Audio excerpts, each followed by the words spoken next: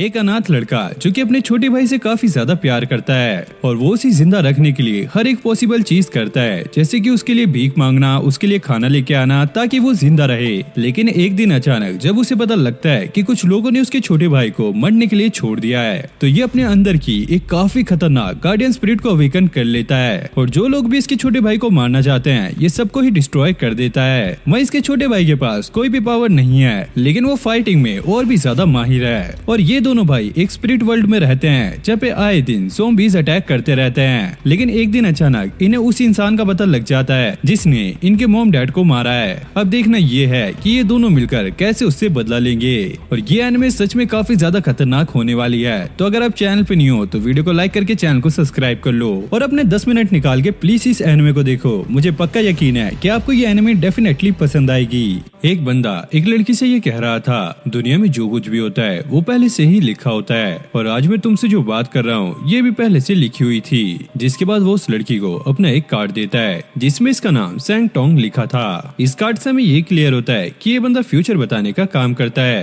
अब ये उस लड़की से कहता है, दुनिया में लोगों को काफी सारी परेशानी है और इसलिए वो अपनी फ्यूचर को पहले ही जानना चाहते हैं और मैं तुम्हें तुम्हारा फ्यूचर बता सकता हूँ। शियरलिंग कहती है, ये क्या भीख मांगने का नया तरीका है, चल फुट यहाँ से। तभी एक बाइक वाला आकर उसे जोरदार टक्कर मारता है जिससे इन दोनों का सामान भी गिर गया था। लड़का जिसका नाम शाओ था वो ये कहता है, सारा सामान खराब हो गया है। ये लड़की कहती है, अरे कोई चक्कर नहीं, ये तो एक रिज्यूमे था, इसे मैं दोबारा भी निकाल सकती हूँ। लेकिन असल में भाई ये बंदा एक डिलीवरी बॉय है और इसका सारा सामान खराब हो गया है। अरे ओ वेट वेट वेट वेट, यहाँ पे मेरा सामान खराब हुआ है और इसके आपको पैसे देने पड़ेंगे।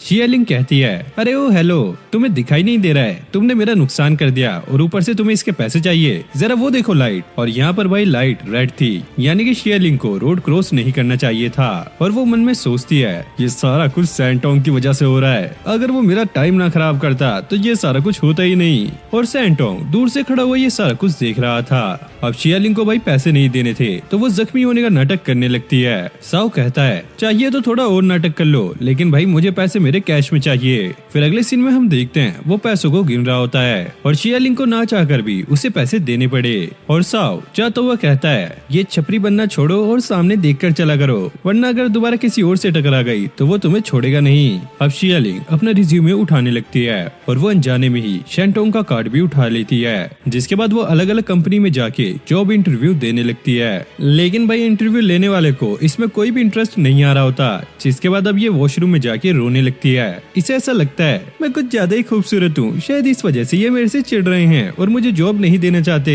शायद मैं एक हीरोइन बनने के लिए पैदा हुई हूँ। अब वहाँ पर दो लड़कियां ये बात कर रही थी कि फ्रेशर को कोई भी ऐसे जॉब पर नहीं रखता, उस लड़की को तो एक डिलीवरी गर्ल का काम कर लेना चाहिए। अब शियरलिंग रात में बैठकर इसी बात के बारे में सोच रही थी और वो सोचती है शायद उसे एक डिलीवरी गर्ल का काम ही कर लेना चाहिए। लेकिन तभी उसके फोन पर एक मैसेज आता है और उसे एक कंपनी ने इंटरव्यू के लिए बुलाया था। ये देखकर वो काफी ज्यादा खुश होती है और भाई ये लड़की इतनी ज्यादा पगलेट है कि ये अभी रेडी होकर वहाँ के लिए निकल जाती है। और जब ये उस लोकेशन पे पहुँचती है और ये जगह काफी ज्यादा सुनसान थी और यहाँ पर काफी लंबी लंबी गलियां थी और इसके एंट्रेंस पे लिखा था रक्षाशा स्ट्रीट और इसने आज तक इसके बारे में कभी भी नहीं सुना था। जिसके बाद ये अंदर जाने का डिसाइड करती है और जैसे ही अंदर एंटर करती है तो यहाँ पर एक लाइट फ्लैश होती है जो कि सैंग टोंग के कार्ड पे भी दिखाई देती है और ऐसा लगता है कि ये कार्ड यहाँ पर एक की का काम कर रहा था। लेकिन भाई इस पागल लड़की को अब ये रियलाइज होता है कि कौन सी कंपनी इतनी रात में उसे जॉब इंटरव्यू के लिए बुलाएगी और भाई ये पगलेट लड़की अब काफी ज्यादा घबराने लगती है और वापस से जाने का ट्राई करती है। लेकिन अब ये रास्ता भूल चुकी थी। आगे जाते हुए अब वो किसी से टकराती है और नीचे गिर जाती है। जैसे वो सामने देखती है तो उसके सामने एक ज़ॉम्बी होता है जो कि शिया पे अटैक कर देता है, जिससे वो काफी दूर जाके गिरती है। और अब उसके आसपास और भी बहुत सारे ज़ॉम्बीज थे और वो इस पे अटैक करने के लिए आगे बढ़ रहे थे। फिर हमें साओ और उसके छोटे भाई लियांग को दिखाया जाता है जिनका स्कूटर बीच रास्ते में ही खराब हो गया था। लेकिन तभी अचानक उन्हें कुछ ज़ॉम्बीज की आवाज सुनाई देती है और यहाँ पे शियरलिंग को उन ज़ॉम्बीज ने पकड़ लिया था और वो उसे मारने ही वाले थे। लेकिन तभी इन ज़ॉम्बीज पर एक तीर से अटैक होता है और साओ और लियांग यहाँ पर पहुंच चुके थे। जिसके बाद साओ ज़ॉम्बीज से फाइट करने लगता है और लियांग इस लड़की से पूछता पूछता है कि तुम यहाँ पर क्या कर रही हो और तुम यहाँ पर पहुंची कैसे, क्योंकि ये जगह स्पिरिट वर्ल्ड और ह्यूमन वर्ल्ड के बीच में है जहाँ पर काफी ज्यादा ज़ॉम्बीज रहते हैं। और वो जो मेरा भाई देख रही हो साओ, वो यहाँ का जर्नल है जो कि यहाँ पे गोस्ट और ज़ॉम्बीज को ह्यूमन वर्ल्ड में जाने से रोकता है। अब साओ की आवाज सुनकर शियालिंग को ऐसा लगता है कि उसने ये आवाज पहले कहीं सुनी है, लेकिन तभी अचानक उसे याद आ जाता है कि ये तो वही लड़का है जिससे इसकी टक्कर हुई थी। और ये एक दूसरे को देखकर फिर से फाइट करना स्टार्ट कर देते हैं। और लियांग को कुछ भी समझ नहीं आ रहा था, अबे यार ये चक्कर क्या है। तभी एक बड़ी सी तलवार लेकर गोस्ट का लीडर वहाँ पर पहुँच जाता है और वो ये कह रहा था, मैं भी पहले एक जनरल था, लेकिन मरने के बाद मैं एक गोस्ट बन चुका हूँ और मैं अपनी आर्मी के साथ रक्षासा स्ट्रीट पर कब्जा करने के लिए आया हूँ। और लियांग ये सुनकर हंस रहा था। साओ कहता है, तुम्हें पता है कि दुनिया में काफी सारी स्ट्रीट्स हैं, लेकिन रक्षासा स्ट्रीट काफी ज्यादा खतरनाक है और अगर मैं यहाँ का जर्नल हूँ तो तुम्हें मेरी पावर का अंदाजा हो जाना चाहिए। और इन दोनों के बीच अब फाइट स्टार्ट हो गई थी। ये लीडर साओ पे काफी ज्यादा भारी पड़ रहा था और साओ भी अब अपने वेपन का इस्तेमाल करता है और वो इसकी फ्लेम से इसके वेपन को तोड़ देता है और इससे यहाँ पर एक काफी बड़ा धमाका होता है। और शियालिंग ये देखकर काफी ज्यादा शॉक हो गई थी, लेकिन तभी अचानक बीच में एक काले नाग की एंट्री होती है जो कि साओ पर काफी ज्यादा भारी पड़ने लगता है, लेकिन साओ उसे पकड़ के दीवार में दे मारता है। अब ये लीडर भी वापस से उठ चुका था जो कि स्नेक के साथ मिलकर साओ पे अटैक करने लगता है और साओ की अब बुरी हालत होने लगती है। क्या हुआ बच्चे, तुम्हारी सारी अकड़ निकल गई। चलो अब ये राक्षसा स्ट्रीट मेरी हुई और हाँ मेरे साथियों, इस लड़की और इस बच्चे को भी मार डालो। अब शियालिंग ये सुनकर काफी ज्यादा डर गई थी, लेकिन लियांग को अपने भाई पर भरोसा था, जिसके बाद साओ अब दोबारा से खड़ा हो चुका था और वो इससे कहता है, भले ही तुम्हारी पावर इस स्नेक के साथ मिलकर बढ़ चुकी हो, लेकिन जब हम ह्यूमंस गार्डियन स्पिरिट के साथ मिलते हैं तो हमें हराना लगभग नामुमकिन होता है। और फिर वो अपनी गार्डियन स्पिरिट सूचो को बाहर निकाल लेता है जो कि काफी ज्यादा बड़ा था। अब ये देखकर भाई लीडर की तो फट चुकी थी और वो यहाँ से भागने की ट्राई कर रहा था, लेकिन सूचो उसे एक अटैक में खत्म कर देता है। तो हाँ मेरे दोस्तों, किसी और को भी अगर इस लीडर की तरह ऐसे ही ये स्ट्रीट चाहिए तो वो मेरे सामने आ सकता है, लेकिन भाई ये सारे ज़ॉम्बीज उसके सामने झुक जाते हैं। फिर हमें साओ का पास्ट दिखाया जाता है जहाँ पर वो अपने घर के बाहर बैठा होता है। तभी उसे किसी बच्चे की रोने की आवाज आती है। वो भाग के अंदर जाता है और उसे ये पता लगता है कि उसका एक छोटा भाई हुआ है और उसके मॉम डैड ये बात कर रहे थे कि इसके छोटे भाई के पास कोई भी साइकिक पावर नहीं है, यानी कि इसके पास कोई भी गार्डियन स्पिरिट नहीं है। अब साओ जैसे अपने भाई को देख रहा होता है, उसका छोटा भाई उसकी उंगली पकड़ लेता है। साओ ये देखकर काफी ज्यादा खुश था।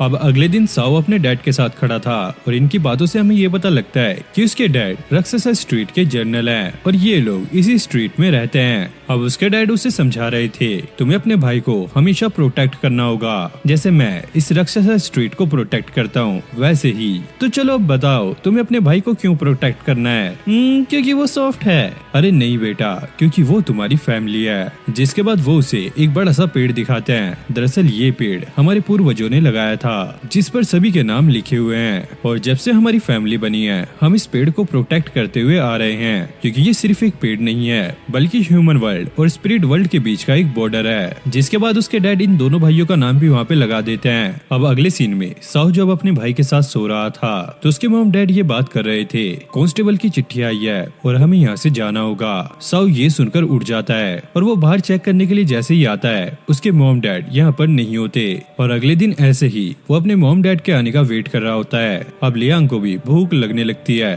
तो साओ खुद ही दूध को गर्म करने लगता है और इस बीच उसके हाथ भी जल जाते हैं, लेकिन फिर भी वो हिम्मत करके ये सारा कुछ कर लेता है। अब ऐसे ही कई दिन बीत चुके थे लेकिन उसके मॉम डैड वापस नहीं आए थे।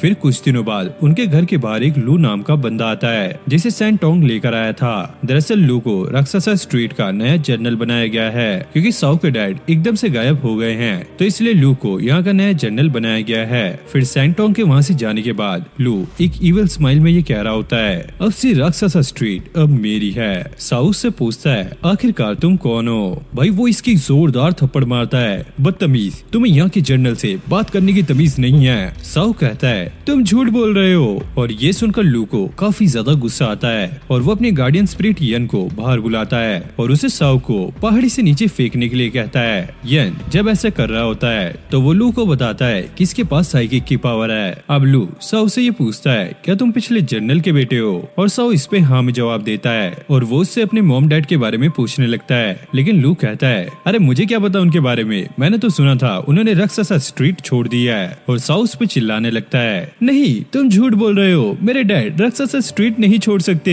अब इन दोनों की बात सुनकर लियांग अंदर रोने लगता है। अब लू येन को उसे बाहर लाने के लिए कहता है, आज तो मैं एक तीर से 2 निशाने लगाऊंगा। अब येन लियांग को बाहर ले आया था और वो लू को बताता है इसके पास कोई भी साइकिक पावर नहीं है। ये सुनकर लू उसके डैड का काफी ज्यादा मजाक उड़ाता है और येन को लियांग को ह्यूमन वर्ल्ड में फेंकने को कहता है। साओ ऐसा करने से मना करता है, प्लीज ऐसा मत कीजिए, वो अभी काफी ज्यादा छोटा है और भूख के मारे उसकी जान भी जा सकती है। लेकिन भाई लू उसे उठा के कमरे में बंद कर देता है। शुक्र मनाओ तुम्हारे पास गार्डियन स्पिरिट है, वरना मैं तुम्हें भी वहीं पर फेंक देता। और वो जाते हुए कहता है, चिंता मत करो, अगर तुम बड़े होकर जनरल बने तो तुम इस स्ट्रीट में अपने भाई की स्पिरिट से दोबारा मिल सकते हो। और साओ भी काफी ज्यादा रो रहा था। अब लू का जो बिहेवियर था वो साओ के डैड से काफी ज्यादा अलग था और वो स्ट्रीट में काम कर रही स्पिरिट से काफी बुरी तरीके से बर्ताव करता था। तुम लोग कान खोलकर सुन लो, आज से यहाँ पर सिर्फ मेरे ऑर्डर चलेंगे। येन उसे ऐसा करने से मना करता है लेकिन लू उसकी नहीं सुनता। और यहाँ पे हम साओ को देखते हैं जो कि दरवाजा तोड़ने की ट्राई कर रहा था। अब ये दोनों लियांग को राक्षसा स्ट्रीट के गेट पर ले आए थे क्योंकि बिना गार्डियन स्पिरिट वाले लोग खुद से इस गेट को पार नहीं कर सकते। तो लू यान से लियांग को मांगता है। अब यान जैसे ही लू को उसे दे रहा होता है पीछे से साओ आकर उससे वो छीन लेता है और साओ ने वहाँ से बाहर निकलने के लिए पूरे ही घर में आग लगा दी थी। और लू को ये सुनकर काफी ज्यादा गुस्सा आता है क्योंकि वो खुद वहाँ पर रहने वाला था।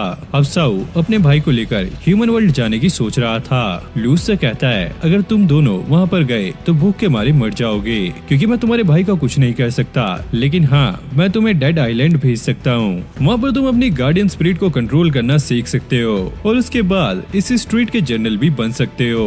वहीं लियांग अपने भाई का हाथ पकड़कर काफी ज्यादा खुश हो रहा था। तो साओ ह्यूमन वर्ल्ड में जाने की डिसाइड करता है और वो एकदम से गेट के पार छलांग लगा देता है। फिर हम शियालिंग को देखते हैं जिसे पिछले इंसिडेंट के बाद काफी भयानक सपने आ रहे थे और उसके साथ जो कुछ भी हुआ था वो भी उसे एक सपना लग रहा था। और अगले ही पल वो अपने सामने लियांग और साओ को देखती है और वो ये समझ जाती है कि उस दिन जो कुछ भी हुआ वो एक सपना नहीं था। और वायु से ये सोचकर भी काफी ज्यादा डर लग रहा था कि उसके आसपास काफी सारी स्पिरिट्स हैं। साओ से बताता है कि कोई भी नॉर्मल इंसान राक्षसा स्ट्रीट में ऐसे एंटर नहीं कर सकता, लेकिन फिर भी अगर कोई ऐसा करता है तो स्ट्रीट का जनरल उसकी मेमोरी मिटा देता है। अब साओ उसकी मेमोरी मिटाने के लिए आगे जा रहा होता है लेकिन तभी अचानक वो रुक के ये सोचता है, अगर इसने स्ट्रीट का बॉर्डर क्रॉस किया है तो शायद इसके पास गार्डियन स्पिरिट है। लेकिन शियालिंग की बॉडी में से इसे कोई भी साइकिक पावर महसूस नहीं हो रही थी। तो फिर क्या था, साओ फिर से उसकी मेमोरी मिटाने में लग जाता है लेकिन शियालिंग उसके ऊपर अपना बैग फेंक के मारती है और शाओ भी उस बैग को हवा में उड़ा देता है जिसमें से सारा सामान निकल के बाहर गिर जाता है, जिसमें सेंटोंग का बिजनेस कार्ड भी था। लियांग वो कार्ड साओ को दिखाता है। साओ शियालिंग से पूछता है, आखिरकार तुम्हारे पास ये कार्ड कहाँ से आया? वो कहती है, अरे इसी बंदे की वजह से हमारा एक्सीडेंट हुआ था। साओ पूछता है, तो आखिरकार तुम उस स्ट्रीट में आई क्यों? शियालिंग उसे वो मैसेज दिखाती है जो कि उसे रिसीव हुआ था और वो दोनों ये मैसेज देखकर काफी ज्यादा हैरान हो जाते हैं क्योंकि ये मैसेज सिर्फ साइकिक पावर वाले लोग ही पढ़ सकते हैं। अब ये दोनों भाई बात कर रहे थे कि अगर इस लड़की के पास साइकिक पावर नहीं होती तो ये यहाँ तक नहीं पहुँच पाती, लेकिन इसके अंदर से हमें कोई भी साइकिक पावर महसूस नहीं हो रही है। जिसके बाद भाई साओ अभी से ह्यूमन वर्ल्ड छोड़ने के लिए जा रहा था। अब जाते जाते शियालिंग ये कहती है, मुझे ऐसा लगा था कि राक्षसा स्ट्रीट एक छोटी सी स्ट्रीट है लेकिन ये तो काफी बड़ी सिटी है। साओ से बताने लगता है कि पहले ये एक स्ट्रीट ही थी लेकिन स्पिरिट की बढ़ती हुई पॉपुलेशन को देखकर इसे भी बड़ा कर दिया गया है। और वो साथ में ये भी बताता है कि स्पिरिट को स्पिरिट वर्ल्ड में जाने के लिए काफी ज्यादा वेट करना पड़ता है और जो स्पिरिट इतना ज्यादा वेट नहीं करती वो एक इवल स्पिरिट बन जाती है। और शियालिंग यहाँ पे जितने भी लोगों को देख रही थी वो सारे के सारे ही स्पिरिट थे।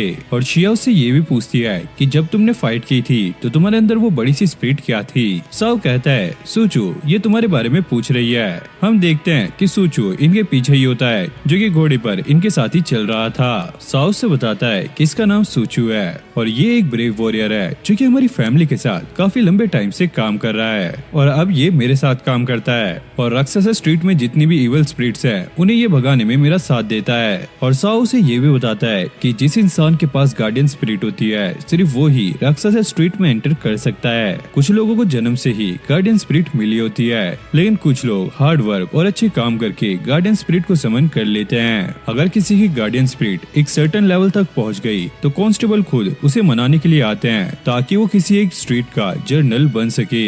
और अगर कोई जर्नल अपनी ड्यूटी पे मारा गया तो उसके स्पिरिट को स्पिरिट वर्ल्ड में जाने के लिए कुछ भी वेट नहीं करना होगा। अब आगे बहुत सारे ज़ोंबीज थे। साउथ से बताता है कि राक्षसा स्ट्रीट के मेन गेट के पास सबसे ज्यादा ज़ोंबीज होते हैं। फिर क्या था, ये लोग इन्हें उड़ाते हुए आगे बढ़ने लगते हैं, जिसके बाद ये लोग पतली सी गली में एंटर कर जाते हैं और साउ अपने स्कूटर को सीढ़ियों से ही नीचे उतार रहा होता है। शेयरलिंग ये देखकर काफी ज्यादा शौक थी कि आगे कोई भी रास्ता नहीं है बल्कि सामने एक दीवार है, लेकिन साउ स्कूटर की स्पीड को और ज्यादा बढ़ा लेता है और ये लोग एकदम से दीवार से पार हो जाते हैं और अब ये ह्यूमन वर्ल्ड में पहुंच गए थे। अब इसने शेयरलिंग को उसके घर पे भी ड्रॉप कर दिया था। शिया उसे थैंक्स बोलती है। अरे मैडम, मुझे तुम्हारे थैंक्स की कोई जरूरत नहीं है, मुझे इसके पैसे चाहिए। अबे ओ छापरी, तेरे अंदर बिल्कुल भी इंसानियत नहीं है क्या? तू हर चीज के पैसे लेता है। और भाई से पैसे मिल भी जाते हैं, मतलब ये तो एक सिग्मा मेल है, इसे तो बस पैसों से मतलब है। शेयरलिंग अब उससे ये पूछती है क्या सैंगटोंग भी तुम्हारी तरह एक जर्नल है? साउ मना करता है, नहीं, उसे कांस्टेबल ने खुद यहाँ पे ह्यूमन वर्ल्ड में भेजा है ताकि वो गार्डियन स्पिरिट वाले लोगों को ढूंढ सके। और शेयरलिंग कहती है क्या मेरे पास भी गार्डियन स्पिरिट है? शाओ अपने हाथ पे कुछ लिखता है और शेयरलिंग उसे काफी आसानी से पढ़ लेती है, लेकिन जब वो एक राह चलते बंदे से ये पढ़वाता है तो उसे कुछ भी दिखाई नहीं देता क्योंकि ये एक साइकिक लैंग्वेज में लिखा था। अब साउ से बताने लगता है कि देखो, ये जो एक मैसेज था ये एक साइकिक मैसेज था जिसे गार्डियन स्पिरिट वाले लोग ही पढ़ सकते हैं। अब शेयरलिंग ये समझ गई थी कि जरूर इसके पास भी कोई गार्डियन स्पिरिट है। साउ जाने से पहले ये कहता है कि आज के बाद कभी भी राक्षसा स्ट्रीट में मत आना क्योंकि मैं सैंगटोंग के किसी भी मामले में पढ़ना नहीं चाहता। और दूर से सैंगटोंग ये सारा कुछ देख रहा होता है। फिर हमें पास्ट का एक सीन दिखाया जाता है जहाँ पे कुछ वर्कर शॉप का बचा हुआ खाना बाहर रख रहे थे और उन्हें ऐसा करते हुए काफी ज्यादा बुरा लग रहा था क्योंकि ओनर ये खाना उन्हें भी दे सकता है। तभी हम शाओ को देखते हैं जो कि ये सारा कुछ देख रहा था और उन बॉक्स में शाओ को कुछ दूध के पैकेट भी मिलते हैं, लेकिन ऐसा करते हुए वो वर्कर्स उसे देख लेते हैं और वो उस पे चिल्लाने लगते हैं। तो साओ एक ब्रेड फेंक कर उस पे मारता है और वहाँ से भाग जाता है। और इन वर्कर्स की बातों से हमें ये पता लगता है कि साओ आए दिन यहाँ से खाना चुराता रहता है और इनको ये भी पता है कि ये राक्षसा स्ट्रीट के ब्रिज के नीचे रहता है। अब साओ अपने भाई को दूध पिला रहा था, तभी उन वर्कर्स में से एक यहाँ पर पहुंच जाता है और इसका नाम था आटा। साओ को ऐसा लगता है कि ये बंदा उसे पकड़ने के लिए आया है, तो वो उसकी घंटी बजा के यहाँ से भागने लगता है। आटा चिल्लाते हुए कहता है अबे ओए दालचीनी ये ले ले। और अगले सीन में साओ मस्त ठूस के ब्रेड खा रहा होता है और उससे बात करने के बाद आटा को ये पता लगता है कि साओ के मॉम डैड काफी टाइम से घर नहीं आए। आटा उसे ये कहता है मुझे एक जगह पता है जहाँ पर तुम्हें खाने और कपड़े की कोई भी कमी नहीं होगी। साओ पूछता है क्या वो जगह राक्षसा स्ट्रीट से दूर है? आटा कहता है हाँ। तो साओ उसे मना कर देता है कि मैं यहाँ से दूर नहीं जाऊंगा क्योंकि मुझे अभी भी अपने मॉम डैड का इंतजार है। और जाने से पहले आटा उसे अपना एड्रेस देके जाता है, अगर तुम्हारा मन बदल जाए तो तुम मेरे पास आ सकते हो। अब हर रोज साओ अपने भाई को लेकर राक्षसा स्ट्रीट के सामने बैठा होता है और अपने मॉम डैड का वेट करता है, लेकिन एक दिन अचानक रास्ते से जाते हुए उसे अपने मॉम डैड दिख जाते हैं और जैसे वो उनके पास जाता है तो ये लोग कोई और थे जिन्होंने उनके मॉम डैड जैसे कपड़े पहने थे। और एक रात बारिश के दौरान साओ के पास कुछ पैसे थे तो वहाँ के लोकल भिखारी उससे वो पैसे भी छीन लेते हैं और ऐसे ही साओ काफी मुश्किलों से अपनी लाइफ को जी रहा था। और अब विंटर भी आ चुका था और सर्दियों के कपड़े न होने की वजह से साओ के छोटे भाई की हालत काफी ज्यादा खराब हो जाती है, तो वो उसे जल्दी से हॉस्पिटल में लेके जाता है। क्योंकि इनके पास पैसे नहीं थे तो डॉक्टर इसके भाई का इलाज करने से मना कर देता है। अब साओ के पास कोई भी ऑप्शन नहीं था तो वो जल्दी से आटा के पास जाता है और उसे उन्हें वहाँ ले जाने के लिए कहता है जहाँ पर इसने बताया था। अब आटा उन्हें बिठा के वहाँ पे ले जाने लगता है। अब अगले सीन में एक लेडी साओ को नहला धुला कर उसे अच्छे कपड़े पहनाती है और उसे खाने के लिए कुछ खाना देती है, लेकिन साओ को अपने भाई की चिंता हो रही थी तो वो चुपचाप वहाँ से निकल जाता है। फिर हम आटा को देखते हैं जो कि यहाँ के ओनर से बात कर रहा था और इनकी बातों से हमें ये तो क्लियर हो जाता है कि आटा ने इन दोनों भाइयों को इस ओनर को बेच दिया है, लेकिन ओनर सिर्फ साओ के ही पैसे देता है क्योंकि उसके छोटे भाई की हालत काफी ज्यादा खराब हो गई थी तो वो उसे नहीं लेता और उसे बाहर फेंकने के लिए कहता है। तभी साओ भी यहाँ पर पहुँच गया था और वो इनसे पूछता है कि यहाँ पर क्या चल रहा है, तो आटा उसे सारा कुछ समझा देता है। मैंने तुम दोनों भाइयों को यहाँ पर बेच दिया है, लेकिन मेरी किस्मत खराब है कि ये तुम्हारे भाई को नहीं ले सकता क्योंकि उसकी हालत काफी ज्यादा खराब है, तो अब हमें उसे बाहर फेंकना होगा। ये सुनकर भाई साव उस पे काफी ज्यादा चिल्लाता है, आखिरकार तुम्हारी हिम्मत कैसे हुई। अगले सीन में हम साव को रस्सी से बंधा हुआ देखते हैं, जहाँ पर ये लेडी और ओनर उसे अच्छे से समझा रहे थे कि तुम्हें यहाँ पे ठीक से रहना चाहिए, जल्दी से कोई रिच फैमिली तुम्हें अडॉप्ट कर लेगी। वहीं अटा इसके छोटे भाई को डस्टबिन में फेंक कर चला गया था और यहाँ पे साव काफी ज्यादा पिटाई होने के बाद भी ओनर से उसके भाई को बचाने के लिए कहता है। वो बंदा कहता है कि बाहर बहुत ज्यादा ठंड है और तुम्हारा भाई अब नहीं बच पाएगा। ये सुनकर साव काफी ज्यादा रोने लगता है, लेकिन तभी उसे अपने डैड की बात याद आती है कि उसे किसी भी हालत में अपने भाई को प्रोटेक्ट करना है और वो बार बार एक ही बात कह रहा था, मुझे अपने भाई को प्रोटेक्ट करना है, मुझे अपने भाई को प्रोटेक्ट करना है। ये सुनकर ओनर उसे मारने के लिए आगे बढ़ता है, लेकिन तभी एक अनजान फोर्स उसका हाथ पकड़ लेती है और ये साव की गार्डियन स्पिरिट थी और उसे देखकर इन दोनों लोगों की फट गई थी। अगले सीन में हम अटा को देखते हैं जो कि पैसों में अंधा हो चुका था। अरे पैसे कमाना कितना आसान है। तभी साव की गार्डियन स्पिरिट उसे दीवार में दे मारती है और साव से पूछता है मेरा भाई कहाँ पर है, और फिर वो अपनी स्पिरिट के साथ हॉस्पिटल में एक धमाकेदार एंट्री मारता है और वो डॉक्टर से अपने भाई का इलाज करने के लिए कहता है और इस बार डॉक्टर को देने के लिए इसके पास पैसे भी थे जो कि शायद इसने आटा से छीन लिए होंगे। अब इलाज के बाद साव के भाई की हालत धीरे धीरे ठीक होने लगती है और साव का गार्डियन स्पिरिट भी उसके पीछे खड़ा था। साव पूछता है क्या तुम मेरे गार्डियन स्पिरिट हो और तुम्हारा नाम क्या है। गार्डियन स्पिरिट उसे हाँ में जवाब देता है और अपना नाम यूजिन बताता है। साव कहता है आज के बाद मैं किसी को भी अपने भाई को हर्ट करने नहीं दूंगा।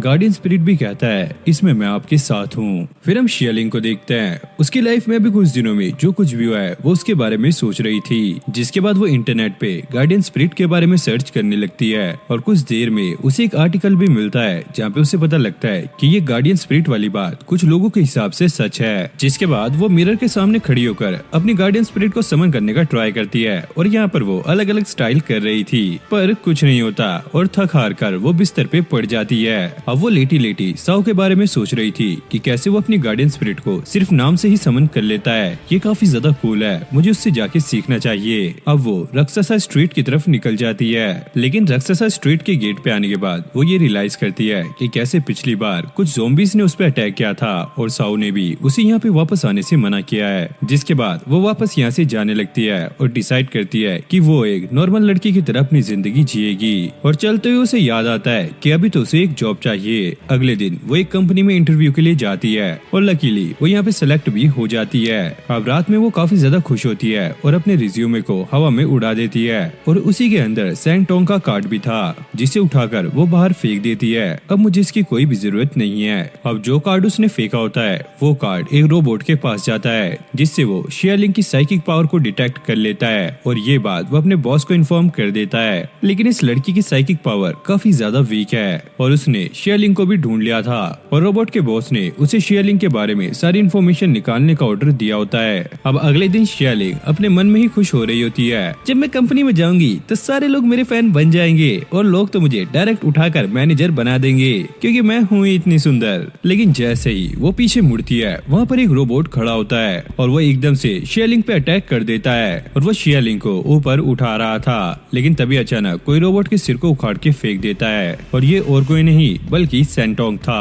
फिर हम इस रोबोट के बॉस को देखते हैं जो कि रोबोट पे लगे हुए कैमरे से सारा कुछ देख रहा था और वो बंदा बाकी रोबोट्स को भी वहाँ पर भेज देता है। अब सैंगटोंग शियालिंग को सारा कुछ बता देता है कि ये सारा कुछ किंगडम ऑर्गेनाइजेशन का ओनर कर रहा है क्योंकि उसे तुम्हारी गार्डियन स्पिरिट चाहिए। क्या मेरी गार्डियन स्पिरिट? अरे क्या नल्ला है वो, मेरी गार्डियन स्पिरिट जो कि मैं खुद भी यूज नहीं कर सकती।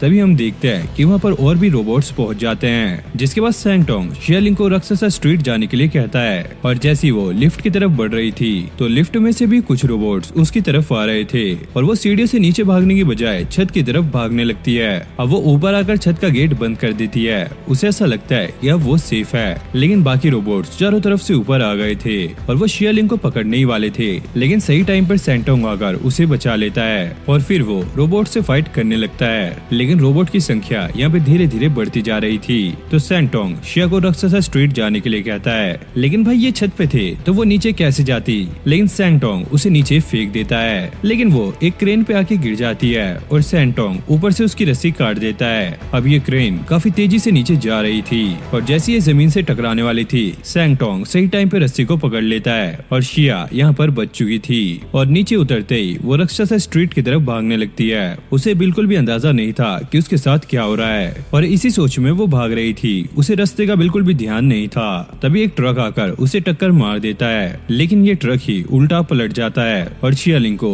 एक भी खरोच नहीं आई होती। अब सैंटोंग भी वहाँ पर पहुँच गया था। शियालिंग उसे बताती है अभी कुछ देर के लिए मेरी गार्डियन स्पिरिट अपीयर हुई थी। वहीं किंगडम ऑर्गेनाइजेशन के ओनर को भी ये पता लग गया था कि शियालिंग की जो गार्डियन स्पिरिट है वो काफी ज्यादा पावरफुल है। साथ ही मॉनिटर में हम उसकी गार्डियन स्पिरिट की एक छोटी सी झलक देख पाते हैं जो कि दिखने में काफी ज्यादा खतरनाक लग रहा था। अब हम पिटे हुए एक आदमी को देखते हैं जो कि पुलिस स्टेशन में कंप्लेंट लिखवाने आया होता है। फिर हमें उसका एक फ्लैशबैक दिखाया जाता है जहाँ पर वो स्कूल के एक छोटे बच्चे से उसके पैसे छीन रहा था, लेकिन उसके मुंह पर एक जोरदार पत्थर आकर लगता है और ये लियांग ने फेंका होता है। अगर तुम्हें भिड़ना ही है तो अपने बराबरी वाले से भिड़ो। और साओ भी वहाँ पर पहुँच गया था और साओ अपनी गार्डियन स्पिरिट को बाहर निकालकर उसकी वहीं पे बैंड बजा देता है। फिर हम पुलिस स्टेशन का सीन देखते हैं जहाँ पे ऑफिसर ये बात कर रहे थे उन दोनों भाइयों ने हमारी नाक में दम किया हुआ है, यानी कि ऐसी कंप्लेन उन दोनों की पहले भी आती रहती हैं। अब साओ और लियांग दोबारा से उस ब्रिज के नीचे रहने लगते हैं जो कि राक्षसा स्ट्रीट के बिल्कुल पास में है और साओ अपने भाई को लोरी सुनाकर सुलाने की ट्राई कर रहा होता है।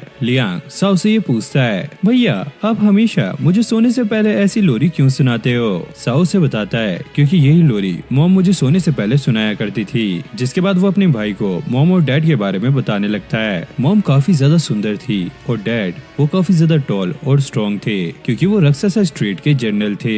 ये सुनकर लियांग का भी मन करता है कि वो राक्षसा स्ट्रीट जाए, लेकिन उसके पास साइकिक पावर नहीं है तो वो नहीं जा सकता। साओ कहता है अगर तुम चाहो तो मैं अपनी पावर की मदद से तुम्हें वहाँ पर लेकर जा सकता हूँ। ये सुनकर लियांग काफी ज्यादा खुश हो जाता है। अब यूजी साओ से ये कहता है हमारा वहाँ पर अभी जाना खतरनाक हो सकता है, लेकिन साओ कहता है शायद मॉम डैड वहाँ पर आ गए हो और उन्हें हमारा बिल्कुल भी पता ना हो तो हम वहाँ पर जाके उनके बारे में पता लगा सकते हैं। जिसके बाद ये दोनों राक्षसा स्ट्रीट के गेट के सामने आ गए थे और अब ये अंदर भी पहुँच चुके हैं, लेकिन ये सामने देखते हैं कि एक ज़ॉम्बी एक लड़की पे अटैक कर रहा है। यूजिन साओ को बताता है कि ये ज़ॉम्बी काफी ज्यादा पावरफुल है तो हमें इनसे भिड़ना नहीं चाहिए, लेकिन भाई लियांग वहाँ पर पहुँच जाता है और उसे पत्थर मार के कहता है अबे ओए छोटू तुझे अपने साइज वाले के साथ भिड़ना चाहिए। और ये देखकर यूजिन और साओ की फट जाती है, अबे ये क्या कर रहा है। अब ये ज़ॉम्बी लियांग पे अटैक करने वाला था, लेकिन तभी यूजिन आकर उसे बचा लेता है। साओ इस लड़की को लियांग का ध्यान रखने के लिए कहता है, जिसके बाद वो यूजिन के साथ मिलकर ज़ॉम्बी से फाइट करने लगता है। पहले ज़ॉम्बी उन दोनों पे काफी ज्यादा भारी पड़ रहा था, जिसके बाद ये दोनों मिलकर उसे काफी आसानी से मार देते हैं। साओ को देखकर सभी लोगों को ऐसा लग रहा था कि साओ के डैड वापस आ चुके हैं, लेकिन वो लोग देखते हैं कि ये और कोई नहीं एक छोटा सा बच्चा है। अब इन दोनों की यहाँ पे आने की खबर लू को भी पता लग गई थी और अब वो सैंटोंग को बुलाने की बात करता है। अब लू के कहने पर सभी ज़ॉम्बीज स्ट्रीट में रहने वाली सभी स्पिरिट से साओ और उसके भाई के बारे में पूछ रहे थे और ये उन लोगों को काफी बुरी तरीके से मार भी रहे थे और इसी वजह से कुछ कमजोर स्पिरिट्स इवल स्पिरिट्स में ट्रांसफॉर्म हो रही थी। साओ ये सब देखकर अपने भाई से दोबारा से ह्यूमन वर्ल्ड में चलने के लिए कहता है क्योंकि उसके हिसाब से ये जगह उनके रहने लायक नहीं रही, लेकिन लियांग बचपन से ही यहाँ पे रहना चाहता था क्योंकि इस जगह को वो अपना घर मानता है। तभी अचानक यहाँ पर एक ज़ॉम्बी आ जाता है। साओ अपने भाई को बचाता है और वो देखता है कि यहाँ पर इन ज़ॉम्बीज के साथ लू भी है। अरे वाह तुम अपने भाई को भी यहाँ पर लेकर आ गए और हाँ तुमने इसे बचा भी लिया। अगर मैं ये बात सैंटोंग को बता दूं तो इसके लिए मुझे काफी बड़ा रिवॉर्ड मिलेगा। जिसके बाद साओ अपने भाई को छुपने के लिए कहता है। यूजिन साओ से ये कहता है लू की साइकिक पावर हमसे काफी ज्यादा है। अब लू इनसे लड़ने के लिए अपनी गार्डियन स्पिरिट को बाहर निकाल लेता है, जिसके बाद येन और यूजिन में काफी खतरनाक फाइट होती है और यूजिन येन के सामने नहीं टिक पाता और वो हार जाता है। अब साओ को समझ नहीं आता कि लू की गार्डियन स्पिरिट इतनी ज्यादा स्ट्रॉन्ग कैसे है। लू से बताता है क्योंकि तुम कमजोर हो इसलिए तुम्हारी गार्डियन स्पिरिट भी कमजोर है। अगर तुम डेड आइलैंड पे जाकर सरवाइव कर गए तो तुम काफी ज्यादा पावरफुल बन जाओगे और इसीलिए लू ने सैंटोंग को बुलाया था ताकि वो साओ को डेड आइलैंड ले जा सके। साओ वहाँ पे जाने से मना कर रहा होता है। लू कहता है तुम्हें क्या लगता है क्या तुम्हारे मॉम डैड दोबारा से वापस आएंगे? चलो मैं तुम्हें एक बात बताता हूँ। कुछ टाइम पहले कांस्टेबल ने एक साइकिक मैसेज रिलीज किया था और उसमें उन्होंने एक क्रिमिनल को पकड़ने के लिए कहा था जिस पर तुम्हारे मॉम और डैड को मारने का आरोप है, यानी कि तुम्हारे मॉम डैड पहले ही मारे जा चुके हैं। ये सुनकर साओ काफी ज्यादा इमोशनल हो जाता है। अगले सीन में हम देखते हैं कि सैंटोंग साओ को लेने के लिए आया होता है और वो जाते हुए पूछता है इसका दूसरा भाई कहाँ पर है। लू कहता है उसके पास कोई साइकिक पावर नहीं है, तो सैंटोंग साओ को ही लेकर वहाँ से चला जाता है। इधर हम लियांग को देखते हैं जो कि उसी लड़की के साथ था जिसने इसे छुपा कर रखा होता है। अब शियालिंग सैंटोंग के साथ राक्षसा स्ट्रीट में होती है जो एक बड़े से पेड़ को देख रही थी। अब अगले सीन में ये लियांग के साथ बैठकर चाय पी रहे थे। लियांग बताता है साओ ह्यूमन वर्ल्ड में एक डिलीवरी के काम के लिए गया है। शिया लियांग से कहती है तुम्हारा बिहेवियर तुम्हारे भाई से काफी अलग है, तुम उससे काफी अच्छे हो। और साओ भी यहाँ पर पहुँच गया था। अरे वाह वाह महारानी, जैसे ये आपका ही घर हो, मतलब यहाँ पर बैठ के मेरी ही बेइज्जती। अब अगले सीन में लियांग शिया को वो पेड़ दिखा रहा होता है जिसपे उसके पूर्वज और उसके भाई का नाम लिखा होता है। सैंटोंग साओ से ये कहता है मैं इसको यहाँ पर इसलिए लाया हूँ ताकि तुम इसे लड़ने की ट्रेनिंग दे सको। साओ कहता है मैं ऐसा नहीं कर सकता, पहले मैंने ही इसे ज़ॉम्बी से बचाया था और वापस मैंने ही इसे ह्यूमन वर्ल्ड भेजा, तो मैं इसे ट्रेनिंग नहीं दे सकता। अगर तुम इसे ट्रेनिंग करानी है तो तुम इसे डेड आइलैंड भेज सकते हो। सैंटोंग कहता है मैं ऐसा नहीं कर सकता। साओ कहता है हाँ सही बात है, क्योंकि वहाँ पे बच्चों को ट्रेनिंग दी जाती है, इस जैसी 56 साल की बुढ़िया को नहीं। और शिया ये सुन लेती है अरे बुढ़ा होगा तू, मैं तो काफी सुंदर हूँ। और भाई ऐसे ही ये बहस करने लगते हैं। सैंटोंग को समझ नहीं आता कि वो बोले क्या, और वो साओ से कहता है तुम्हें अभी के लिए इसे यहीं पर रखना होगा, भले ही तुम इसे ट्रेनिंग ना दो, क्योंकि ह्यूमन वर्ल्ड में किंगडम ऑर्गेनाइजेशन इसके पीछे पड़ी हुई है। ये सुनकर लियांग और साओ काफी ज्यादा शॉक हो जाते हैं। सैंटोंग बताता है वैसे रिसेंटली अभी राक्षसा स्ट्रीट में इवल स्पिरिट्स भी काफी ज्यादा बढ़ रही हैं और इसके पीछे किंगडम ऑर्गेनाइजेशन का ही हाथ है, और कांस्टेबल भी उसके ओनर की रियल आइडेंटिटी पता लगाने में लगे हुए हैं, और इसकी वजह से ही स्ट्रीट वर्ल्ड में काफी कुछ हो रहा है। साओ कहता है स्ट्रीट वर्ल्ड में कुछ भी हो, लेकिन मैं राक्षसा स्ट्रीट का जनरल हूँ, तो मैं इसे ही प्रोटेक्ट करूंगा, और वैसे भी मुझे इसका नौकर बनने की जरूरत नहीं है। ये सुनकर शियालिंग काफी ज्यादा चिढ़ जाती है। क्या नौकर? अरे मैं किसी को अपना नौकर नहीं बनाती, मैं सारा काम खुद कर सकती हूँ, कपड़े धोने से लेकर खाना बनाने तक। ओ तुम्हें खाना भी बनाने आता है और कपड़े धोना भी, तो तुम मेरे काफी काम आ सकती हो। और अगले सीन में हम देखते हैं वो लोग इसे अपने घर का नौकर बना देते हैं, और भाई साओ तो यहाँ पे पूरी मालिक वाली फील ले रहा था। वो शियालिंग से घर के सारे काम करा रहा था और वो अपने भाई को ये सब रोकने के लिए कहता है, लेकिन भाई साओ उसकी नहीं सुनता क्योंकि उसे शियालिंग को सताने में काफी ज्यादा मजा आ रहा था। अब वो शिया को बुलाकर ये कहता है ये लो मेरे स्कूटर की चाबी, और कल से तुम्हें डिलीवरी करने के लिए ह्यूमन वर्ल्ड भी जाना होगा। लियांग अपने भाई को समझाते हुए कहता है हम इसके साथ ऐसा नहीं कर सकते क्योंकि ह्यूमन वर्ल्ड में इसे काफी ज्यादा खतरा है। और भाई साओ साफ साफ बोल देता है अरे मुझे उसकी कोई भी दिक्कत नहीं है, वैसे भी ये हमारे खर्चे पे नहीं पल सकती क्योंकि ये काम कम करती है और खाती ज्यादा है, और मेरे पास इतने पैसे नहीं है कि मैं इसका खर्चा भी उठाऊं, तो इसे काम तो करना होगा। अब शिया को काफी ज्यादा गुस्सा आ जाता है। बस तुम्हारा बहुत हुआ, क्या तुम मुझे अपना नौकर बनाना चाहते हो? मैं यहाँ पे रहने के लिए तुम्हें रेंट पे करने के लिए तैयार हूँ। अब ये सुनकर साओ की आंखें काफी ज्यादा बड़ी हो जाती है। क्या रेंट पे करोगी? वैसे यहाँ पे रहने का खर्चा काफी ज्यादा है। और शिया भी उससे पूछती है क्या क्या कितना खर्चा देना होगा?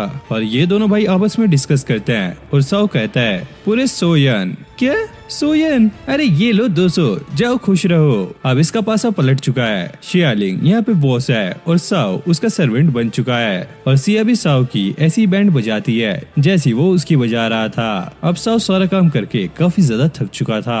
लियांग अपने भाई से कहता है वैसे किंगडम ऑर्गेनाइजेशन को ये तो पता होगा कि शिया राक्षसा स्ट्रीट में है, लेकिन फिर भी अभी तक उन्होंने कुछ किया क्यों नहीं? साओ कहता है राक्षसा स्ट्रीट का बॉर्डर काफी ज्यादा स्ट्रॉन्ग है और वो लोग ऐसे ही इसे पार नहीं कर सकते। और लियांग ये भी पूछता है कि वो लोग शिया के पीछे क्यों पड़े हैं। अब अगले दिन साओ सैंटोंग से यही बात पूछ रहा होता है। सैंटोंग बताता है किंगडम ऑर्गेनाइजेशन को सिया की गार्डियन स्पिरिट चाहिए क्योंकि उसी के पास रिवाइव करने की पावर है। अब ये बात सुनकर दोनों भाई काफी ज्यादा शॉक में होते हैं क्योंकि इस पावर से किसी भी डेड इंसान को जिंदा किया जा सकता है। और वो साओ से ये भी कहता है मैं शियालिंग को यहाँ पर इसलिए लाया हूँ ताकि तुम उसे ट्रेन कर सको, और एक बार वो अपनी गार्डियन स्पिरिट को कंट्रोल करने लग जाए तो फिर तुम उसकी रिवाइव पावर का भी इस्तेमाल कर सकते हो। और सैंटोंग ने ये किस लिए कहा ये तो हमें आगे पता लग जाएगा। वैसे मुझे पता है ये किस लिए कह रहा है, आप मुझे कमेंट बताओ आपको क्या लगता है। अब अगले दिन शियालिंग साओ को बुला रही थी, लेकिन साओ वहाँ पर नहीं आता।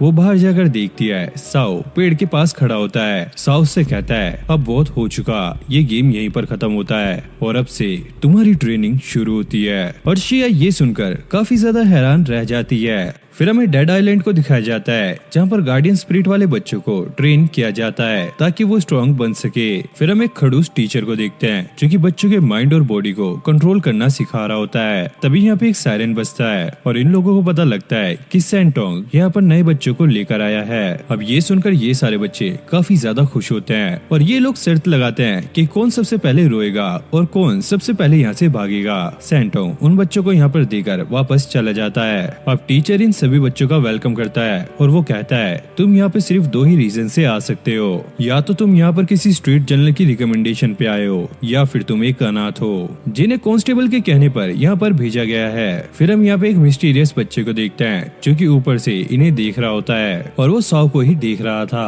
क्योंकि साओ बाकी बच्चों में काफी ज्यादा सीरियस लग रहा था।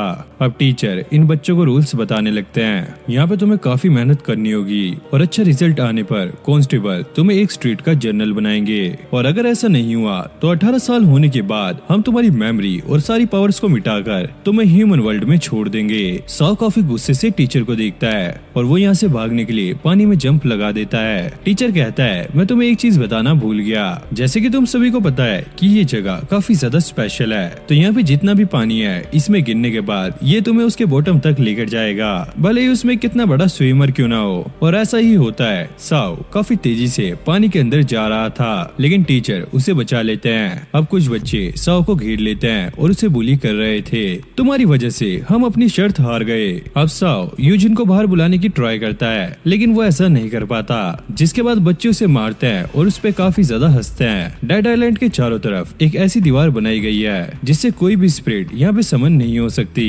तभी वहाँ पे वो साइलेंट बॉय आता है। ये देखकर वो बच्चे साओ को मारना रोक देते हैं और साइलेंट बॉय से कहते हैं तुम यहाँ पर क्या कर रहे हो, इस चक्कर में मत पड़ो क्योंकि तुम्हें बचाने के लिए तुम्हारा भाई भी यहाँ पर नहीं है। तभी हम देखते हैं ये लड़का काफी तेजी से इनके पीछे आ जाता है और इसके पास 3 गार्डियन स्पिरिट थी। अब ये देखकर उन बच्चों की फट जाती है क्योंकि जिसके पास भी एक से ज्यादा गार्डियन स्पिरिट होती है उसे वॉरियर बॉडी के नाम से जाना जाता है और वो काफी ज्यादा स्ट्रॉन्ग होता है। और ये साइलेंट बॉय साओ को बचा लेता है, लेकिन साओ भाई अपने एटीट्यूड में था और वो इससे सही से बात नहीं करता। मुझे तुम्हारी मदद की जरूरत नहीं थी, मैं इनसे खुद निपट लेता। ये बच्चा काफी शांति से उससे ये पूछता है आखिरकार तुम यहाँ से भागना क्यों चाहते हो। फिर हमें ज़ोंबी सैनिकों को दिखाया जाता है जो कि अभी भी लियांग को ढूंढ रहे थे और लियांग अभी भी उस लड़की के साथ छुपा हुआ था। इस लड़की को काफी ज्यादा डर लग रहा था। लियांग कहता है तुम्हें डरने की जरूरत नहीं है, क्या हुआ अगर मेरा भाई यहाँ पर नहीं है तो, पर मैं तो हूँ। अब जैसे इस लड़की के आंसू नीचे गिरते हैं वो एक काले धुएं में कन्वर्ट हो जाते हैं, यानी कि ये लड़की कभी भी इवल स्पिरिट बन सकती है। अब ये साइलेंट बॉय साओ को ऊपर लेकर जा रहा था और वो उससे कहता है जिसके पास भी एक से ज्यादा गार्डियन स्पिरिट होती है उसे वॉरियर बॉडी कहा जाता है। साओ को ऐसा लगता है कि यहाँ पे ट्रेनिंग करने से वो इसे अचीव कर लेगा, लेकिन साइलेंट बॉय कहता है नहीं ऐसा नहीं होता, ये पहले से ही लोगों के डीएनए में होता है। और साओ से बताता है मैंने गलती से अपने छोटे भाई को एक खतरनाक जगह पे छोड़ दिया है, तो अब मुझे कुछ भी करके उसे बचाना होगा। जिसके बाद अब ये लोग टॉप पर पहुंच चुके थे। ये साइलेंट बॉय साओ से कहता है यहाँ से जंप कर दो। साओ कहता है क्या तुम पागल हो गए हो, क्या तुम मुझे मारना चाहते हो। लेकिन इस लड़के के हिसाब से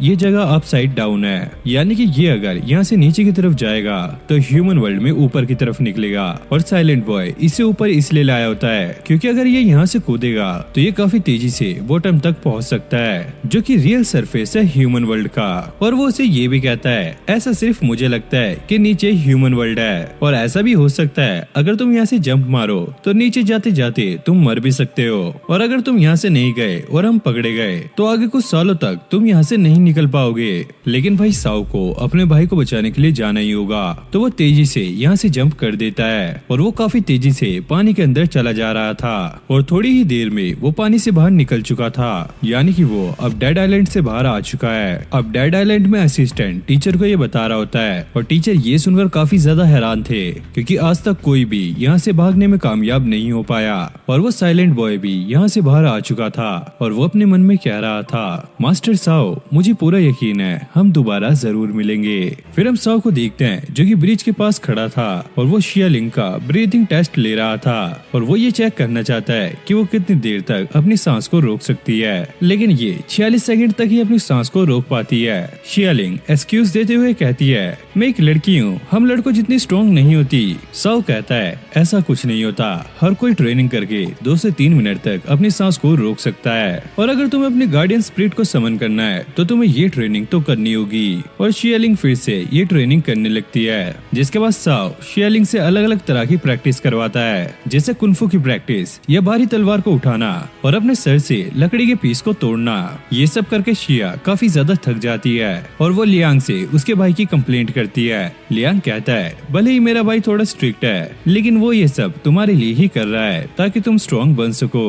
और वो कहती है, आखिरकार मैं ये ट्रेनिंग करके कैसे स्ट्रॉन्ग बन पाऊंगी। लियांग उसे एक बुक के बारे में बताता है जिसमें इस ट्रेनिंग के बारे में सारा कुछ लिखा हुआ है, जिसके बाद लियांग उसे वो बुक भी दिखाता है और ये देखकर शिया काफी ज्यादा शॉक हो जाती है। फिर हम शाम में सैंगटोंग को देखते हैं जिसे शिया ने बुलाया होता है शाओ की कंप्लेंट करने के लिए और वो कहती है कि ये मुझे इस बुक से ट्रेन कर रहा है, इसे खुद को कुछ भी नहीं आता। मुझे लगता है कि ये मेरी ट्रेनिंग को लेकर बिल्कुल भी सीरियस नहीं है। सैंगटोंग कहता है, इसमें मैं कुछ नहीं कर सकता, ये डिसीजन उसका है। ये सुनकर शियालिंग काफी ज्यादा बौखला जाती है। वो कहती है, ये मुझे एक कॉमिक बुक से कैसे ट्रेन कर सकता है। सैंगटोंग, अब कुछ भी हो तुम्हें मुझे मेरे घर छोड़ना होगा। सैंगटोंग कहता है, तुम वहाँ पर नहीं जा सकती क्योंकि वहाँ पे तुम्हारे लिए काफी ज्यादा खतरा है। और वो कहती है, तो चलो फिर तुम मुझे अपने साथ लेकर चलो। सैंगटोंग कहता है, मेरे पास और भी काम है, मुझे क्रिमिनल्स को ढूंढना है। साओ पूछता है, तुम कौन सी क्रिमिनल की बात कर रहे हो। फिर सैंगटोंग साओ को उस क्रिमिनल के बारे में बताने लगता है जिसका नाम सुनकर ये दोनों भाई काफी ज्यादा शॉक हो जाते हैं। सैंगटोंग कहता है, मुझे ये बात रूमर से पता चली है और शायद ये बात झूठ भी हो सकती है, तो तुम इसकी टेंशन मत लो। शियालिंग की ये हरकत देखकर साओ उसकी ट्रेनिंग बंद करने का डिसाइड करता है और उसे जाते हुए कहता है, जो इंसान खुद पे भरोसा नहीं कर सकता वो अपनी लाइफ में कुछ भी अचीव नहीं कर पाएगा। अब रात में सोते हुए शियालिंग उसी बात को सोच रही थी, तभी उसे बाहर धमाके की आवाज आती है और साओ और लियांग भी बाहर ही थे। लियांग शियालिंग को कहता है, इविल स्पिरिट ने फिर से राक्षसा स्ट्रीट में तबाही मचा दी है, तो चलो तुम हमारे साथ चलो, इससे तुम्हें रियल टाइम बैटल का एक्सपीरियंस मिलेगा।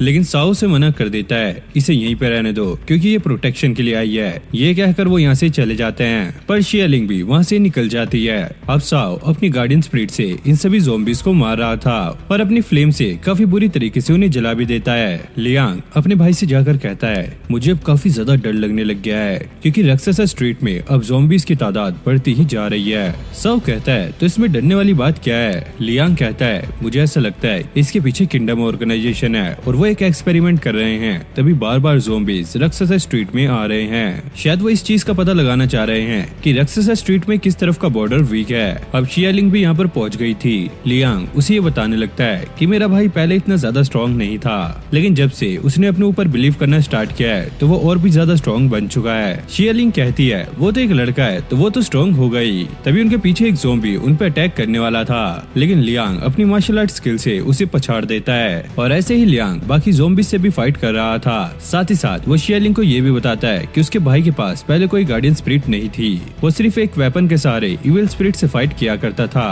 और लियांग शिया को काफी लंबा चौड़ा लेक्चर देता है, अगर तुम खुद पे बिलीव करोगी तो तुम कॉमिक बुक के मूव से भी अपने आप को स्ट्रॉन्ग बना सकती हो। अब ये बात शियालिंग के दिमाग में पड़ गई थी।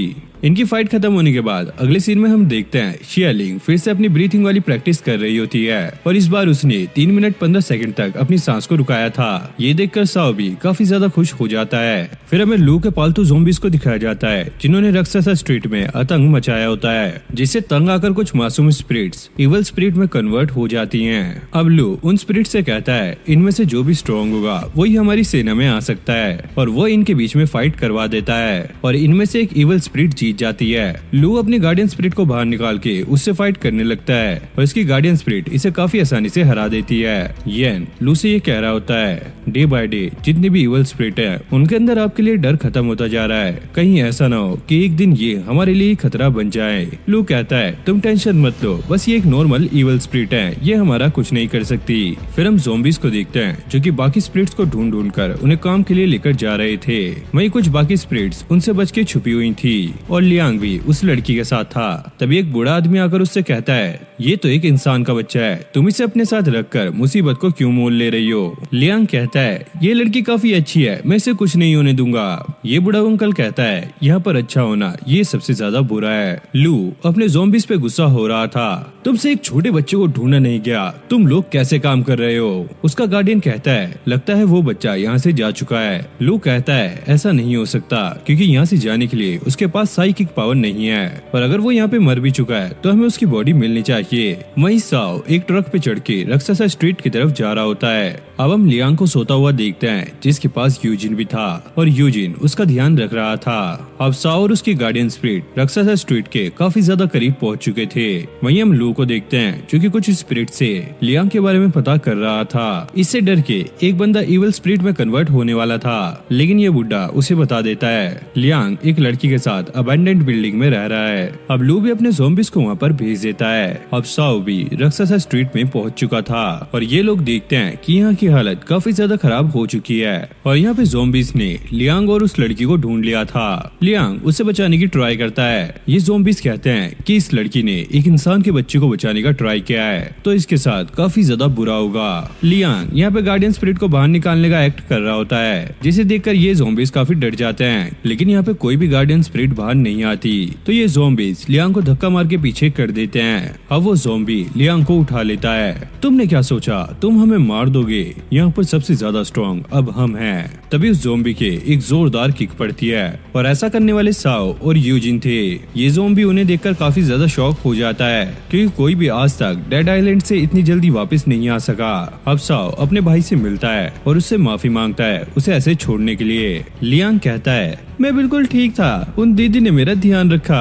फिर हम उस लड़की को देखते हैं जो कि काफी ज्यादा सहमी हुई थी। अब यूजिन ने सभी ज़ॉम्बीज को मार दिया था। लियांग अब उस लड़की के पास जाके कहता है, देखा मैंने कहा था ना मेरा भाई वापस जरूर आएगा, अब हमें चिंता करने की जरूरत नहीं है। लेकिन ये लड़की कुछ भी नहीं कह रही थी। अब साओ और यूजिन ये देखकर काफी ज्यादा शॉक हो रहे थे कि ये लड़की एक इविल स्पिरिट में कन्वर्ट हो रही है और वो एकदम से लियांग पे अटैक कर देती है। अब शियालिंग अपने गार्डियन स्पिरिट को समन करने की ट्राई कर रही थी, लेकिन वो उसके अपीयरेंस को देखकर काफी ज्यादा डर जाती है। लियांग उसके पास आकर कहता है, तो फाइनली अब तुम अपने गार्डियन स्पिरिट से कांटेक्ट करने में कामयाब हो ही गई। क्या घंटा कामयाब, मैं तो उसे देखकर डर गई। और वो कहती है कि मुझे समझ नहीं आ रहा है कि मेरी गार्डियन स्पिरिट बाहर क्यों नहीं आ रही है। लियांग उसे बताता है, कोई भी गार्डियन स्पिरिट तभी बाहर आती है जब उसका मास्टर खतरे में हो। शियालिंग को अब याद आता है पिछली बार जब उसका एक्सीडेंट होने वाला था तो उसकी गार्डियन स्पिरिट ने बाहर आकर उसकी जान बचाई थी। अब शिया लियांग से उसके भाई के बारे में पूछती है। लियांग बताता है कि वो ह्यूमन वर्ल्ड में अभी किसी को ढूंढ रहा है। अब हम साओ को देखते हैं जो कि बाकी के स्ट्रीट के जनरल से उस क्रिमिनल के बारे में पूछताछ कर रहा होता है, लेकिन उसको यहाँ पर कुछ भी पता नहीं लगता।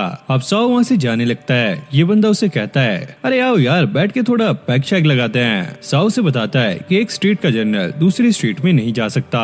ये बंदा ये सुनकर काफी ज्यादा हैरान होता है क्योंकि उसे ऐसा लगता था कि साओ किसी भी रूल को नहीं मानता।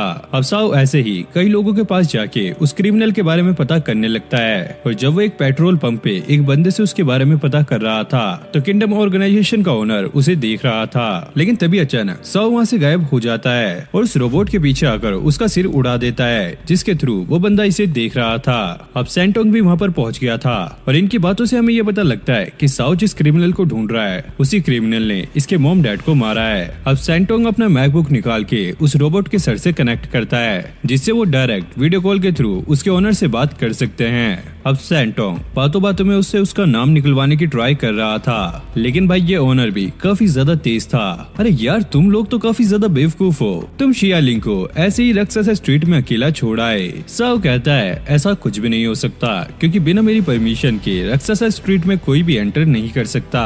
अब ये ओनर हंसता हुआ कहता है ये सिर्फ तुम्हारा भ्रम है, क्योंकि मैंने अपने लोगों को पहले ही वहाँ पर भेज दिया है। अब शियालिंग लियांग से ये बात कर रही थी, मुझे ये सब कुछ काफी ज्यादा अजीब लग रहा है, क्योंकि किंगडम ऑर्गेनाइजेशन मेरे पीछे पड़ी है और उन्हें मेरी गार्डियन स्पिरिट चाहिए। वहीं साओ उस क्रिमिनल को ढूंढ रहा है जो कि 10 साल से पहले अंडरग्राउंड था, और ये सारा कुछ एक ही टाइम पे हो रहा है। और वो ये भी कहती है अगर किंगडम ऑर्गेनाइजेशन के लोगों ने इस टाइम यहाँ पे अटैक किया तो हम तो फंस जाएंगे, क्योंकि साओ भी यहाँ पर नहीं है। और तभी एक रोबोटिक स्पाइडर वहाँ पे अटैक कर देती है। अब लियांग शियालिंग को घर के अंदर जाने के लिए कहता है, और वो डर कर एकदम घर के अंदर घुस जाती है। लियांग लाइटनिंग फायर वेपन से उस स्पाइडर पे अटैक करता है, और लियांग को ऐसा लगता है कि इस अटैक से ये स्पाइडर मारी जाएगी, लेकिन इससे स्पाइडर को कुछ नहीं होता। लियांग फिर से उस पर अटैक करने के लिए जाता है, लेकिन स्पाइडर उसे दूर फेंक कर मारती है, और वो स्पाइडर शियालिंग को पकड़ लेती है। ये देखकर उसका ओनर काफी ज्यादा खुश होता है, और वो साओ और सैंटोंग से कहता है तुम यहाँ पर बैठे रहो, मैंने शियालिंग को पकड़ लिया है। साओ कहता है ऐसी खतरनाक सिचुएशन में हमेशा लोग अपनी पूरी पोटेंशियल का यूज करते हैं। ओनर को ऐसा लगता है कि वो शियालिंग के बारे में बात कर रहा है कि अब वो अपनी गार्डियन स्पिरिट को बाहर निकालेगी, और शियालिंग अपनी गार्डियन स्पिरिट को बाहर निकालने की ट्राई कर रही होती है, लेकिन ऐसा नहीं होता।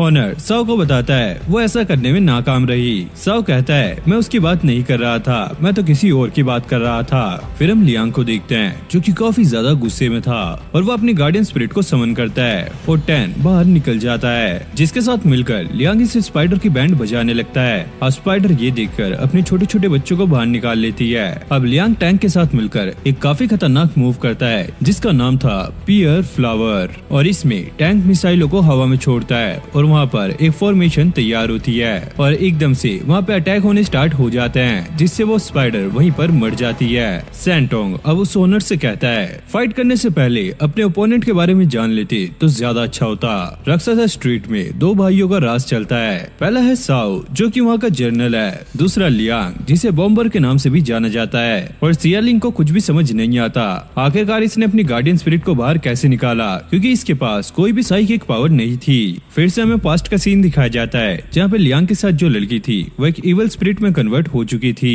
यूजिन उस लड़की को काफी दूर फेंक कर मारता है, और वो लड़की दोबारा से लियांग पे अटैक करने वाली थी, लेकिन यूजिन अब उसे पकड़ लेता है। लियांग को ये देखकर काफी ज्यादा बुरा लग रहा था। लियांग अपने भाई से रोता हुआ कहता है मैं नहीं चाहता कि सिस्टर इवल स्पिरिट में कन्वर्ट हो, क्योंकि आपके जाने के बाद उन्होंने मेरा ध्यान रखा। लियांग यूजिन से भी उस लड़की को छोड़ने के लिए कहता है। यूजिन अपने मास्टर से पूछता है क्या मुझे क्या करना चाहिए, लेकिन भाई साओ को भी समझ नहीं आता कि वो क्या करे। यूजिन बताता है अगर एक बार एक स्पिरिट इवल स्पिरिट में कन्वर्ट हो गई तो उसे अपने लोगों के बारे में कुछ भी याद नहीं रहता, बस उसमें हेटरेट और लस्ट भरा रहता है। तो साओ डिसाइड करता है कि वो इसे मार डालेंगे, लेकिन लियांग अपने भाई को रुकाते हुए कहता है नहीं आप ऐसा नहीं कर सकते, आप सिस्टर को खत्म नहीं कर सकते।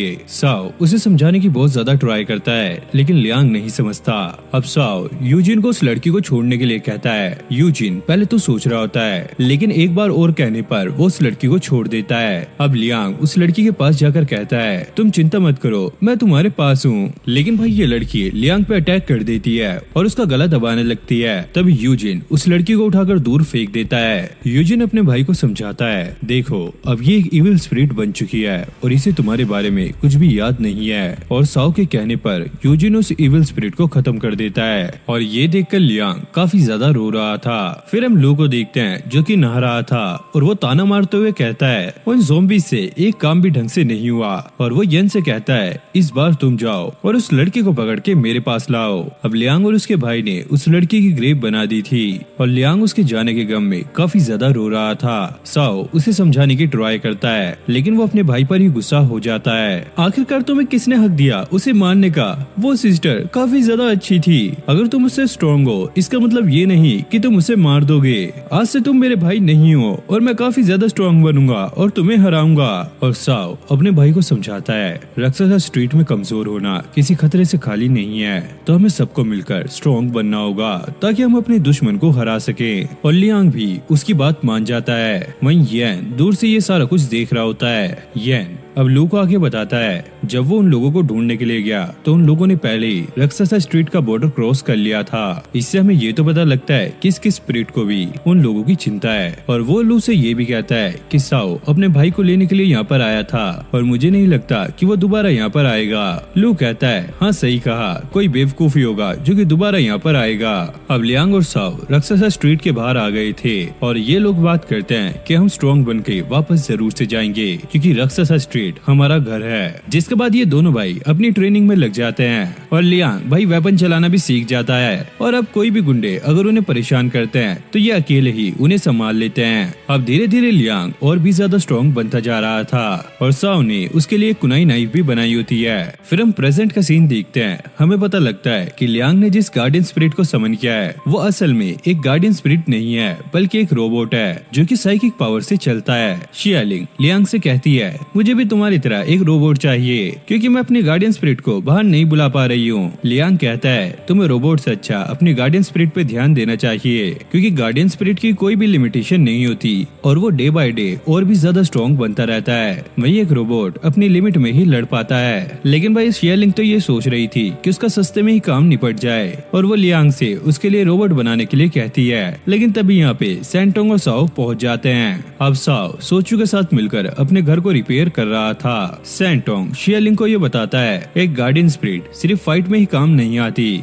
वो अपने मास्टर के साथ मिलकर किसी भी काम में हाथ बटा सकती है और एक बार अगर तुमने अपने गार्डियन स्पिरिट को समन कर लिया तो कोई भी उसे तुमसे अलग नहीं कर सकता और अगर तुम ऐसा नहीं कर पाई तो किंगडम ऑर्गेनाइजेशन जैसे और भी लोग तुम्हारी स्पिरिट को तुमसे छीनना चाहेंगे। साओ शियालिंग से आकर कहता है तुम्हें अपनी गार्डियन स्पिरिट को जल्दी ही समन करना होगा क्योंकि किंगडम ऑर्गेनाइजेशन के लोगों को रक्सासा स्ट्रीट के वीक बॉर्डर के बारे में पता लग गया है और शियालिंग ये भी समझ गई थी जैसे वो रोबोट स्पाइडर यहाँ पे आई थी ऐसे ही और भी लोग उसे पकड़ने के लिए यहाँ पे आ सकते हैं। फिर हम किंगडम ऑर्गेनाइजेशन के ओनर को देखते हैं जो कि काफी ज्यादा गुस्से में था क्योंकि वो 2 बार शियालिंग को पकड़ने में नाकाम रहा और वो तीसरी बार नाकाम नहीं होना चाहता था। इसलिए वो डिसाइड करता है कि वो खुद रक्सासा स्ट्रीट जाके शियालिंग को पकड़ेगा। अब साओ शियालिंग की प्रैक्टिस करा रहा था ताकि वो अपने गार्डियन स्पिरिट को समन कर सके, लेकिन वो बार बार इसमें फेल हो रही थी और वो गुस्सा होकर साओ से ये पूछती है तुम बिना जेस्चर के अपनी गार्डियन स्पिरिट को समन कैसे कर लेते हो। साओ से कहता है ऐसा करने के लिए तुम्हें अपनी साइकिक पावर पर अच्छे से कंट्रोल होना चाहिए और बिगनर के लिए जेस्चर ही इस्तेमाल करना होगा ताकि वो अपनी गार्डियन स्पिरिट को समन कर सके।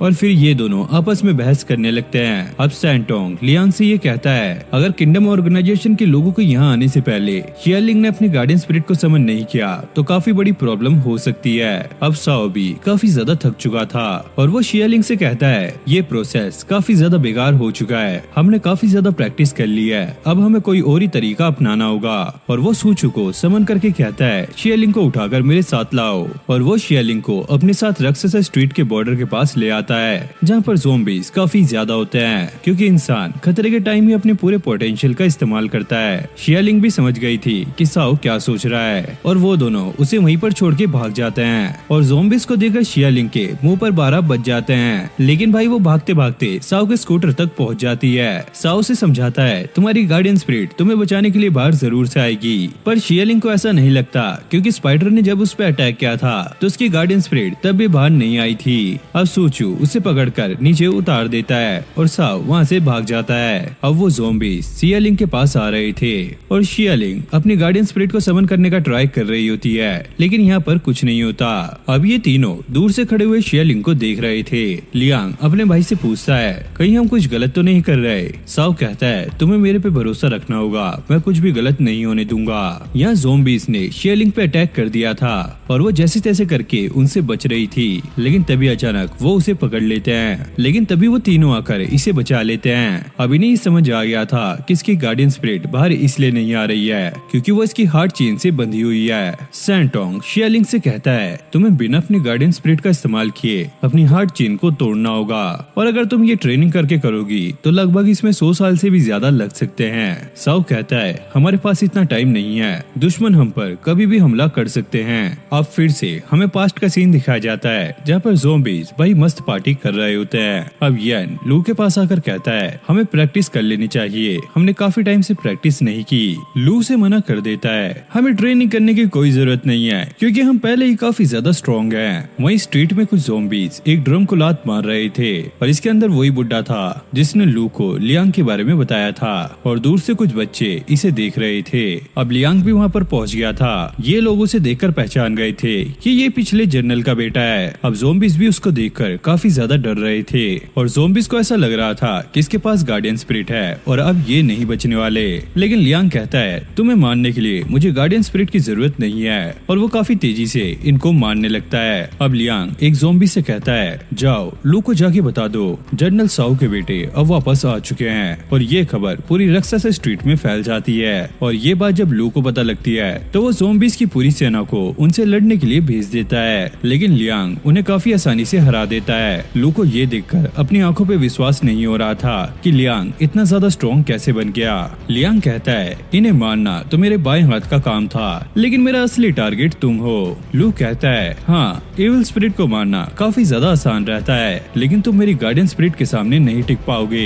अब लू येन को बाहर बुला लेता है। वहीं साओ भी पहुंच जाता है। लियांग तुमने बहुत कुछ कर लिया अब मेरी बारी है। अब लू ने देखकर काफी ज्यादा शौक था आखिरकार इतनी जल्दी ये दोनों भाई इतने ज्यादा स्ट्रॉन्ग कैसे बन गए। और येन धीरे से बोलता है अबे नल्ले अब तो तेरी भी फटेगी तुझे बोला था प्रैक्टिस के लिए। अब लू येन से उनके ऊपर अटैक करा देता है और यूजिन बीच में आकर उसे रोक लेता है और यूजिन अब पहले से काफी ज्यादा पावरफुल हो चुका है। लू को समझ नहीं आता कि साओ ने बिना जेस्चर के अपनी गार्डियन स्पिरिट को बाहर कैसे समन करा। लेकिन साओ से कहता है अबे नल्ले ये सब तुम्हारे जैसों के लिए है और तुम यहाँ के जनरल बनने के बिल्कुल भी लायक नहीं हो। लेकिन लू कहता है मुझे स्पिरिट वर्ल्ड ने यहाँ का जनरल बनाया है। लेकिन साओ गुस्से में उसे कहता है मुझे उससे कुछ भी लेना देना नहीं है। ये स्ट्रीट हमेशा से मेरी फैमिली की थी और तुम यहाँ से निकल जाओ। और ये ऐसे ही आपस में फाइट करने लगते हैं। अब लियांग एक छोटा सा फ्लावर लेकर उस लड़की की ग्रेव के पास जाता है। अब मैं पहले से भी ज्यादा स्ट्रॉन्ग बन चुका हूँ लेकिन मुझे अभी भी नहीं रुकना, मुझे और भी ज्यादा स्ट्रॉन्ग बनना है। अब साओ ने लू को हरा दिया था तो इसलिए उसकी गार्डियन स्पिरिट भी हार चुकी थी। अब साओ उसे रक्सासा स्ट्रीट छोड़ने के लिए कहता है। अब यहाँ की सारी स्पिरिट ये देखकर काफी ज्यादा खुश हो गई थी कि लू जो उन्हें परेशान करता था अब वो यहाँ से जाने वाला है। अब लू को ये समझ नहीं आता कि पिछले 4 सालों में ऐसा क्या हुआ कि ये दोनों भाई इतने ज्यादा स्ट्रॉन्ग बन गए। येन अपने मास्टर से कहता है पिछले 4 सालों में हमने बिल्कुल भी प्रैक्टिस नहीं की। लेकिन लू उसे चुप रहने के लिए कहता है इन दोनों भाइयों को रक्सासा स्ट्रीट के सीक्रेट के बारे में बिल्कुल भी आइडिया नहीं है। अब साओ और लियांग उस बड़े से पेड़ के पास आ गए थे और वो अपनी पुरानी बातों को याद कर ही रहे थे। लेकिन लू वहाँ पर पहुँच जाता है और वो दोनों भाई उसे देखकर कहते हैं अबे भूतनी के तू यहाँ पर क्या कर रहा है, तुझे तो हमने यहाँ से जाने के लिए कहा था। लू कहता है मैं यहाँ का जनरल हूँ तो मैं कहीं भी नहीं जाने वाला और हाँ तुम्हें मुझसे एक और बार फाइट करनी होगी। लेकिन इस बार लियांग उससे फाइट करने के लिए तैयार होता है और साओ भी इस पर मान गया था। अब लू गुस्से में ये कहता है तुम इस जगह को अपना घर कहते हो लेकिन रक्सासा स्ट्रीट का असली खजाना है ये पेड़। और फिर वो एक टहनी तोड़कर उसे खाने लगता है और इसे खाने के बाद लू की साइकिक पावर काफी गुना बढ़ जाती है। अब साओ को कुछ भी समझ नहीं आ रहा था। यूजिन कहता है शायद लू को इस पेड़ के सीक्रेट के बारे में पता है। लू कहता है ये एक स्पेशल टाइप का पेड़ है जो कि पूरे वर्ल्ड में सिर्फ एक ही बचा है और ये इन्वायरमेंट का ऑरा यूज करके खुद की एनर्जी प्रोड्यूस करता है और अगर कोई गार्डियन स्पिरिट वाला इंसान उस एनर्जी को कंज्यूम करे तो उसकी साइकिक पावर काफी गुना बढ़ जाती है। और इसीलिए मैं यहाँ का जनरल बना क्योंकि जब तक ये पेड़ यहाँ पर रहेगा तो कोई भी मुझे नहीं हरा पाएगा। और अब वो येन को बाहर बुला लेता है जो कि पहले से काफी ज्यादा स्ट्रॉन्ग बन चुका था और वो इन लोगों पर अटैक कर देता है। तो अब आपको क्या लगता है कि आगे क्या होगा, क्या साओ और उसका भाई इसे हरा पाएंगे? और इसी के साथ ये पार्ट यहीं पर एंड हो जाता है। तो गाइस आपको ये वीडियो कैसी लगी कमेंट में जरूर से बताना और नेक्स्ट पार्ट के लिए आप मुझे कमेंट कर सकते हो। इस वीडियो पे हम लाइक टारगेट रखते हैं 10K लाइक, तो जल्दी से लाइक टारगेट कंप्लीट कराओ और मैं इसका नेक्स्ट पार्ट लेकर आ जाऊंगा। तो मैं मिलता हूँ नेक्स्ट वीडियो में, तब तक के लिए okay take care bye bye.